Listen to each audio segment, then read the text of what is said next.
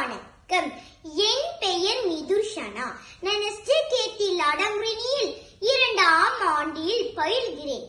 இன்று நான் பேசும் கதையின் தலைப்பு என் அம்மா. மாதா பிதா குரு தெய்வம் என்பது போல என் அம்மாதான் எனது முதல் மந்திரம். என் அம்மாவின் பெயர் திருமதி மேகலா. என் அம்மா எனக்கு மிகவும் பிடித்தவர். அவர் மிகவும் அன்பானவர். எங்கள் குடும்பத்தை அவர் மிகவும் கவனமாக பார்த்துக் கொள்வார்.